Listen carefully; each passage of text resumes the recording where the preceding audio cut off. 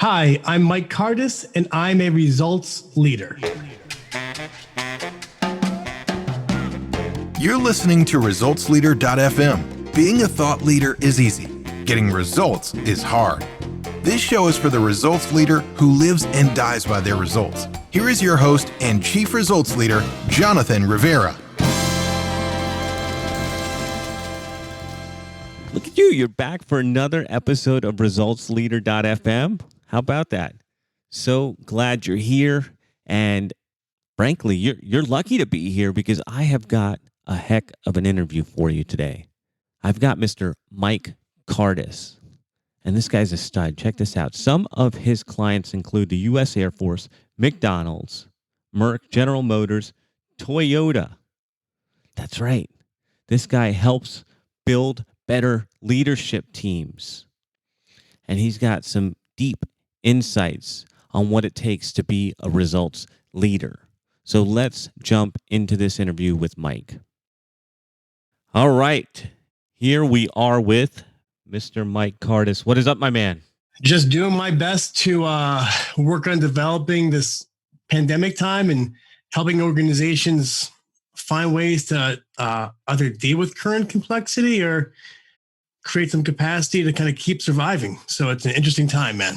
That's an interesting choice of word you said there. You said surviving. Why not thriving? It's interesting. So I'm finding in the sort of gross way to explain things, it's this sort of almost bimodal process, right? So some of the executives I connect with, the ones that have a bit more of a optimism, but a pragmatism tied in there. So ones that say things like, hey, you know what?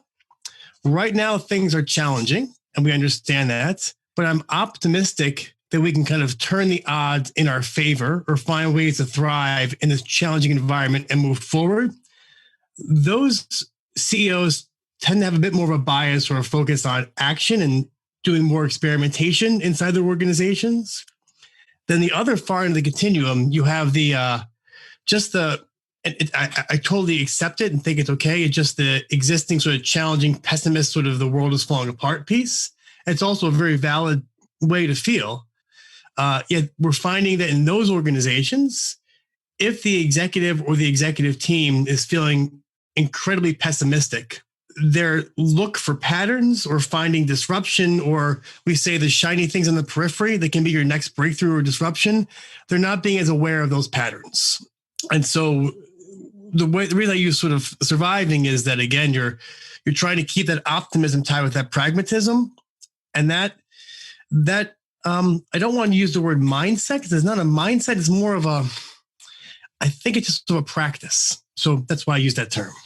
All right. So let's get into, because of course I have questions for you, but I can't help myself. Sometimes I got to pick apart language because I'm curious. But let's do this, man. Let's jump into a softball to get this thing rolling. First question for you, Mike. What book or books have you given most as a gift? So currently I just bought 30 copies of a book called Unlocking Leadership Mindsets by Jennifer, I forget the title. Jennifer, I forgot the author.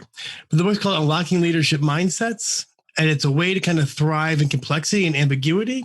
So it's a good book that walks through identifying how we have sort of ordered and unordered systems in our work, and it helps us create frameworks to deal with complexity and challenges in organizations. And that is something that I know that you love, is creating frameworks and structures, because I see it all the time, man. So let's move on to a fun one. How has an apparent failure set you up for later success?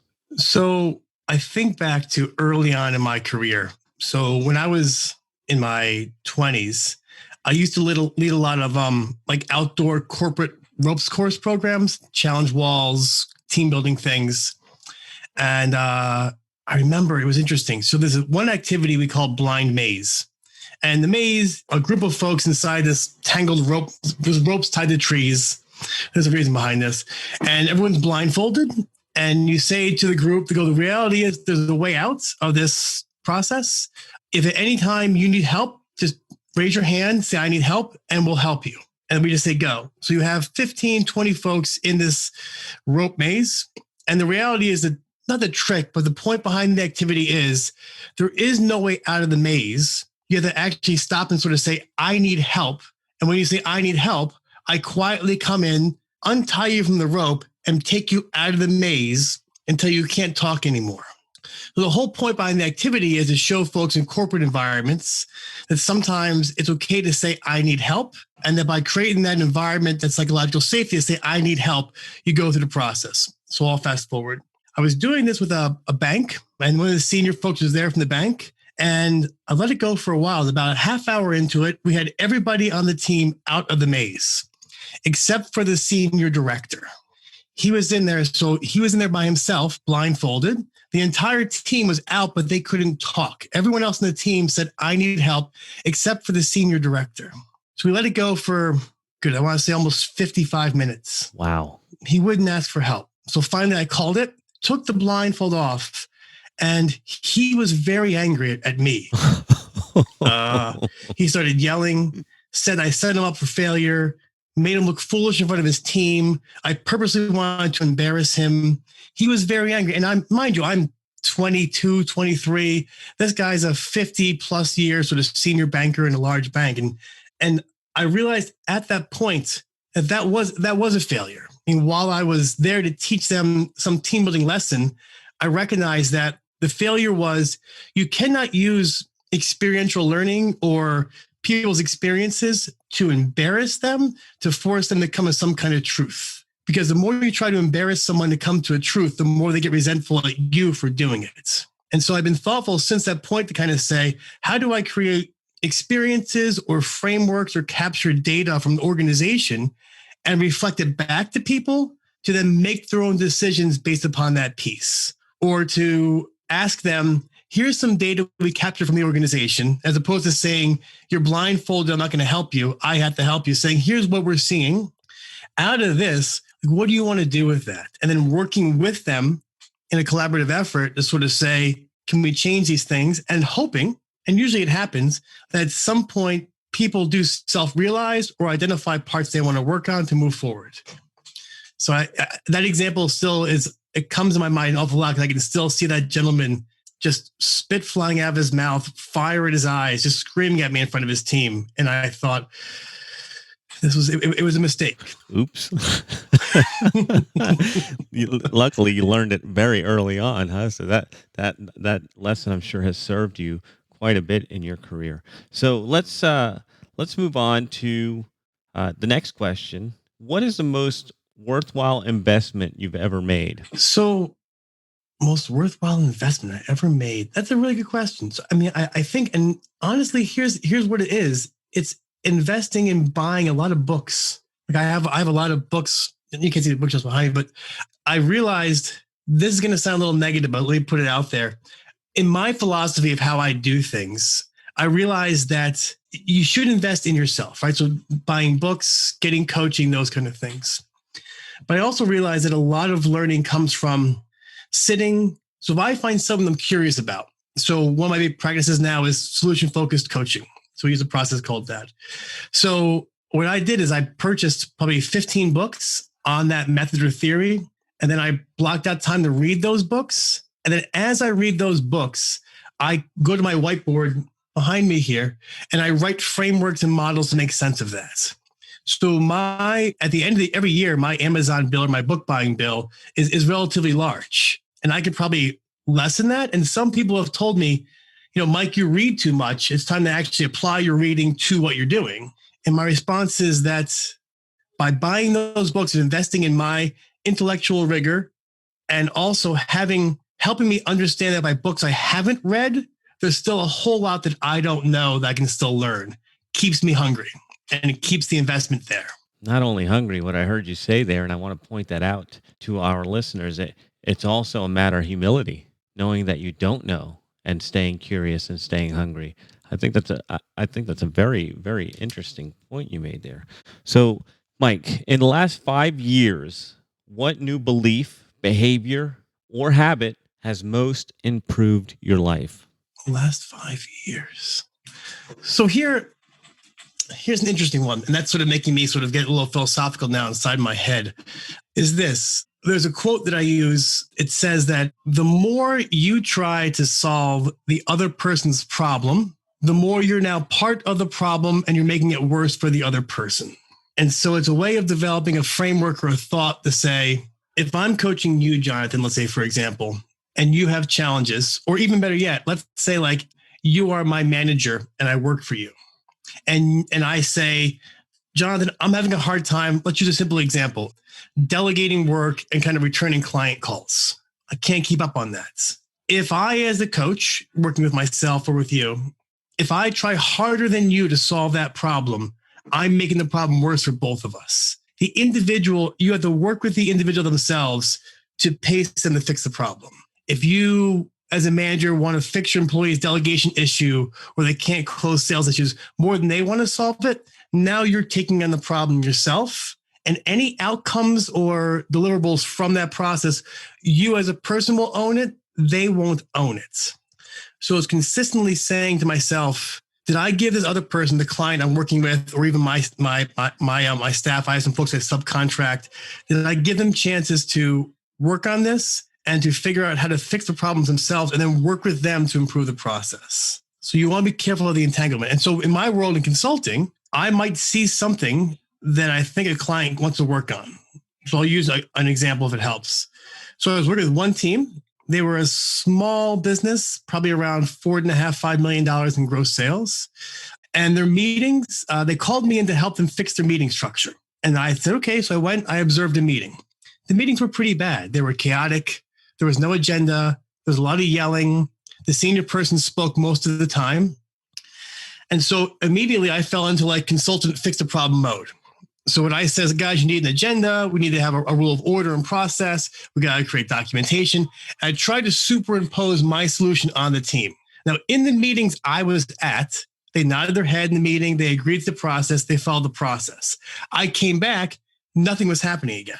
So I realized I'm trying harder than them to fix their problem as opposed to working with them through the problem. So eventually I tried my alternatives. I tried to impose my thoughts on them how to fix their meeting without realizing that it is their meeting. It's not my meeting. And how they run their meeting is effective for them. So here's what we did to shift that. While they were having the meeting and while they were yelling, I started writing in the flip charts things that were sort of useful in the meeting, right? So here's an action. I'd say like, hey, Jonathan, this is an action item you mentioned. Do you want to work with this? And as I was documenting the meeting in real time, they then started to kind of see in their own way how they could use their own behaviors in the meeting structure to be more effective. So I didn't change, the meeting structure changed a bit, but after 3 months of working with them, we did a lot more work.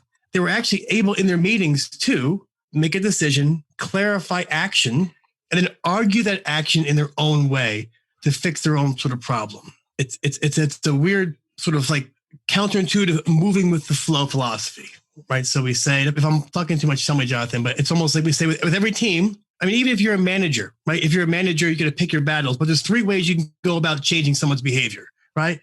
Number 1 is like a wave methodology. Number 1 is you can just bash them over the head like the wave, run full speed into it and smash and expect from the smashing of the atoms, some change to happen radically. The reality is that person will get back up and bounce back at you pretty hard, or they'll just stop running at you and the problem still exists. You just don't know about it anymore. They're hiding it from you, right?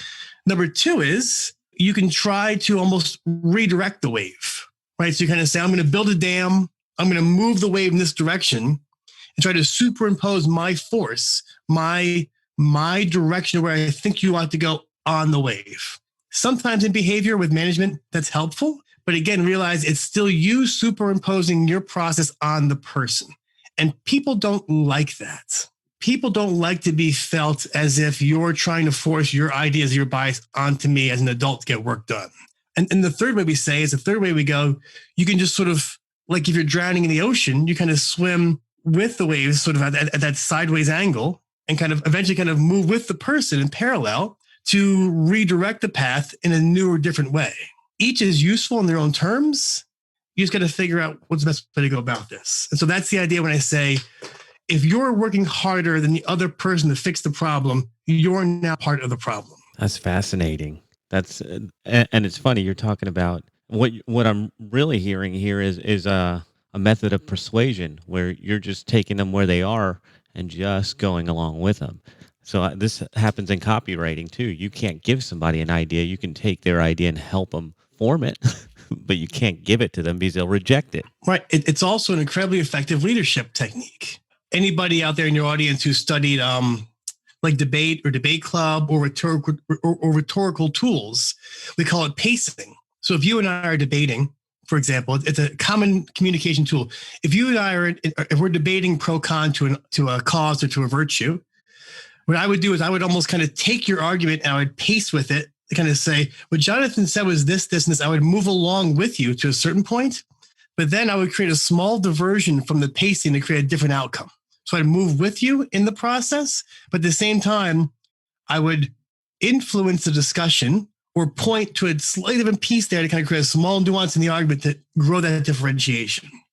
And that's what leadership is in some ways too, is saying you frame the boundaries in an organization, you frame the boundaries relatively broad. These are things we do. These are things we don't do. These are things we stand for. These are things we don't stand for.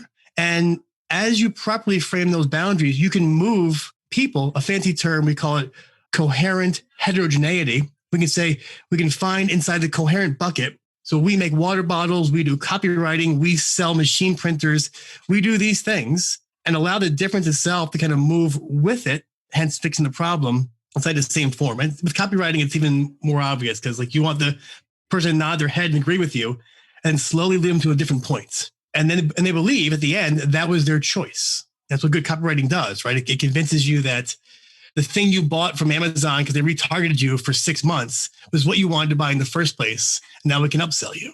Oh, man, I love it. All right, Mike, let's have some fun. What are bad recommendations you hear in your area of expertise? 2 things, probably more. Number one, the committees fix things. Committees make things worse. So I do a decent amount of work too with nonprofit clients and healthcare clients. And a lot of times the answer is because they want to include everybody. You want inclusion, right? So you want to folks part of the process.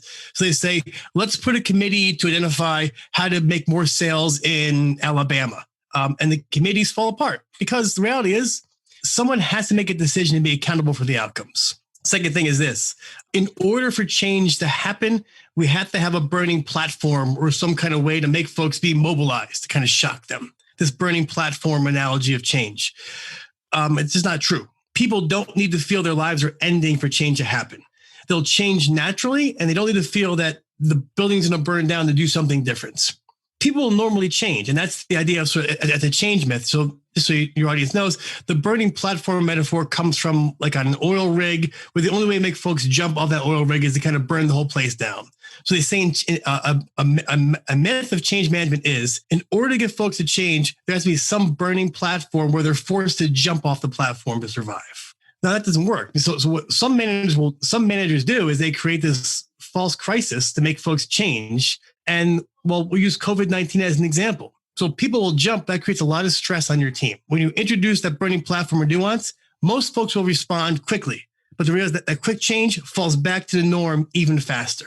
So last part is this, I think is also dangerous, is that a lot of times folks say people don't want to change or they won't change. And I go, that's just not true again. Like people will oftentimes change if it's a good idea and they're part of the feedback and they feel included.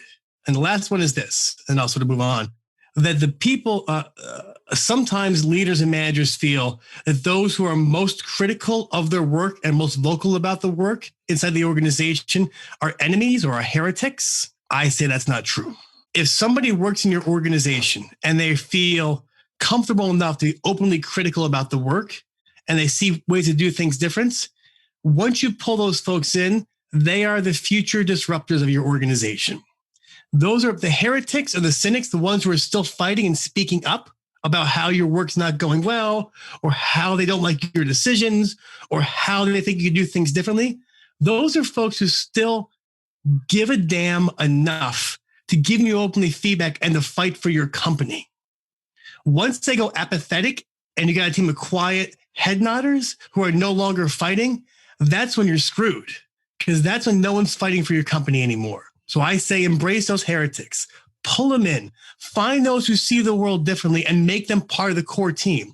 Because that's that healthy friction or that perturbation that actually makes you and the company move. They're not attacking you. They're just saying the way you're doing things or the way the company does things currently is kind of stupid. There's a better way to do it. And if someone feels safe saying that, they have some damn good ideas. Encourage them. Wow. Wow. That's so counterintuitive. I love it, man. So let's get into results, because after all, it is resultsleader.fm. So Mike, why do results matter? Okay.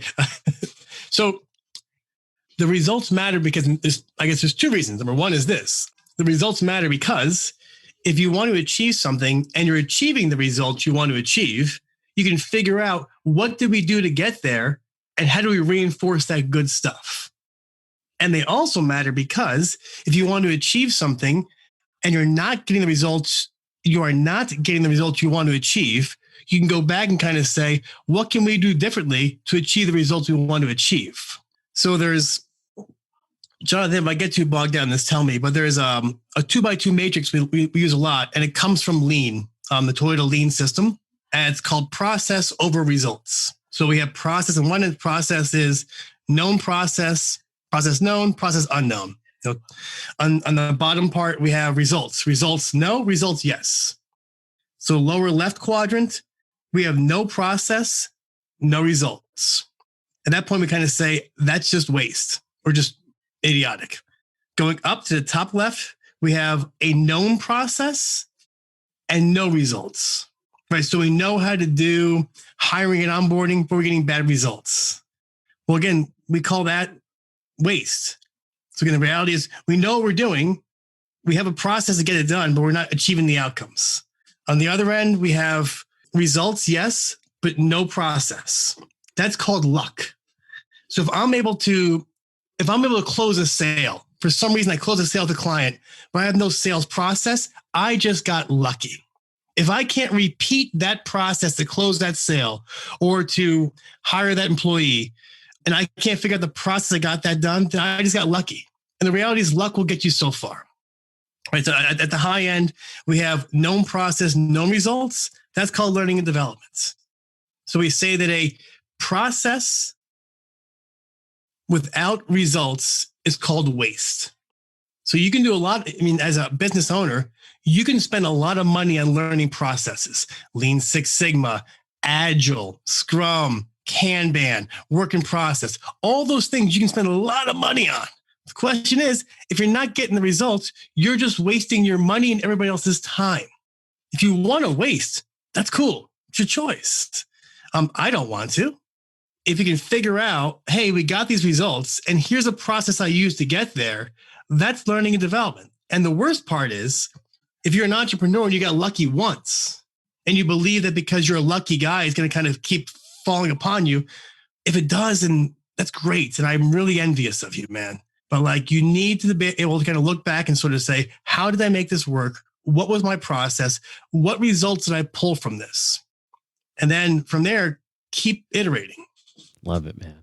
So in the last 5 years, what new realization has helped you get better results for your clients? So I think in the past 5 years, the realization that people see the world in grossly different ways, and that trying to better understand and get those folks who see the world differently together helps to create that diversity or that way to kind of figure things out. So there's a term we use, which is a fancy academic term called complexity information processing. And that essentially comes from the work of a guy named Elliot Jacks. And I did a large research study on this for 8 years in the military branch, and we correlated the process and manufacturing plan. And we found that certain people and organizations can handle more complexity than others. And complexity means number of variables, how heavy those variables are as far as weight or impact, and how fast those variables change in a given time span. So some people are really good at handling short-term concrete complexity, right? So today I have to go to work. I got to see these 4 clients. I got to do these client notes, and I can go home at 5 o'clock and call it a day. And as I move up the organization, so think about those who are business owners, or those of you who have multiple staff or managers inside your organization. As you run a business, the complexity increases. Now you have to look at, like even now, for example, COVID laws, all these changes in New York State, all these changes to time off requests, FMLA requests, funding requests, state regulations, federal regulations, all these things are variables that are more and more complex. And how you make sense of that is different to every person. So for me to realize that people see the world in grossly different ways, and that's interesting. And then how do you get them to articulate how they see the world through their lens and then see how it fits into the other lenses? I think you're giving me marriage advice here. Well, it's interestingly, we've seen that in organizations intuitively, just because of who humans are, as humans, we evolve to be sort of social animals, to be able to identify in a challenging situation who can offer value and help me solve the problem I currently have. In a workplace, it's the same thing. So if I'm in a workplace and I run into a challenge with a customer and I can't sell the customer or I can't get the results, innately, I'm going to find the person inside the organization who can offer value to solve my problem and help me create my skill sets. That person may not be my direct manager. It might be Deontay, who works across the corner from me. And it's okay to allow that. So with the marriage advice, it's I try to avoid those topics because there's nothing a spouse hates more than when you try to impose your work on them.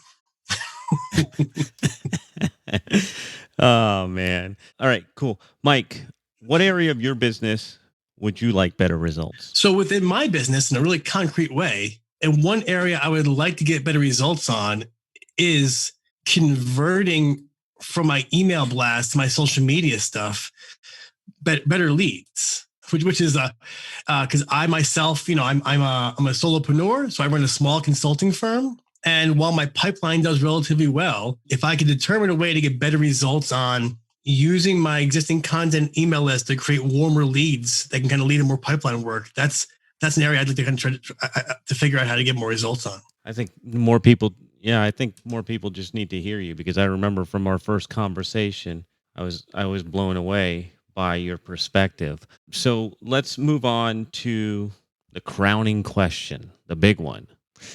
What results are you most proud of? So there's a couple, and again, I'm really proud in a big scale that for the past several years, I've worked hard on ensuring the clients I work with are seen as heroes of their work.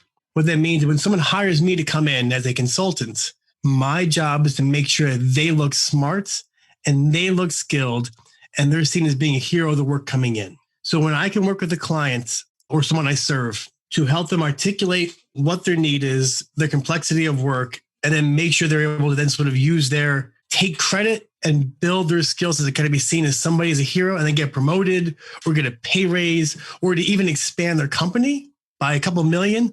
Like that makes me really proud to know that I was kind of a force behind the guy to make that happen. And then on another note, I've had the honor and privilege of working with quite a few nonprofit clients here in Buffalo, New York, and throughout Western New York. And to work with those clients and be able to work on their capacity building. So capacity building means, even in nonprofit or for-profit, it means supporting the organization to enhance their opportunity to achieve their goals, mission, or vision. But if I can work with a nonprofit client and help them either produce better outcomes to achieve their client goals, health, and human service outcomes, or some clients actually have opened new buildings and expanded operations based upon helping them get new funding and grow their capacity. So when I can see my clients thrive and people do a good work, that makes me super proud because I know that I was there behind the scenes making that happen. Not making it happen, supporting the progress to kind of get them to where they were. Dude, I knew there was a reason we were talking, because I love that concept. And that's actually one of our philosophies here, is that when we're doing these recordings, the listener is going to be our hero, and we're the guides showing them the path to results in the case of this show. But that's the thing, is like we're supposed to be a guide, and too many people want to play the hero. Well, the client's the hero. Well, I used an example recently as sort of saying like it's even the thing I said earlier about if you're trying to solve a problem more than the other person is, it's also believing as a manager, as a leader, even as, Mike Cardus, believing that you, Jonathan, have gotten pretty far in your life and you know what to do. My job is to there's an analogy we use. It's a metaphor in the complexity sciences, but I think it's appropriate right now that COVID and all change is saying that all we wanted to do is kind of help the client cross the river, as you want to cross the riverbank. But the reality is they're crossing the riverbank going from one side to the other by sort of stepping on stones. And sometimes those stones aren't very obvious. And so you're there to kind of help give them motivation, the accountability, the support, the language to take that step and kind of evaluate that step, the results, and say, hey, okay, so if I take a next step, do I have enough faith in myself and my team to take that next step and eventually get to the other side of the river and then say, hey, we succeeded getting this done. And there was someone leading from behind or giving you tools and resources or giving you what you need to get there. So it's that crossing the river, utilizing stepping stones without directly pointing out the stones, or even better yet, without saying, follow me. I know the stones to walk down. And I can guarantee you, if you walk these 5 stones, you'll be a multimillionaire on the backside, because that is bullshit. Hope I can say that on your show. Absolutely. But that magical 5-step solution that a lot of folks sell is transformational bullshit. It also means, if John, you can cut this if you want to, it also means the person selling you that does not believe in you enough as a business owner to make your own decisions and develop your own business. They're saying, I did this great thing in my context, in my mind, with me being a Caucasian 43-year-old male with my background and my knowledge. I did these 5 things. And I don't believe you're smart enough to figure it out on your own. So copy my 5 things and you'll end up just like me. But sadly, that rarely ever works. And that's spending money in the process without seeing results. And then you're convinced for some reason that you just didn't achieve the results because you didn't try hard enough, as opposed to being sold a false premise in the first place. Man, there's so many. Sorry, that whole, yeah, there's a whole show right there. I didn't mean to yell, but I'm very passionate about that. I'm feeling you, man. I'm feeling you. So, Mike, dude, I love every time we get to talk. You are a thoughtful, insightful fella. I know that the people listening to this show are digging you right now. So where can they find out more about you?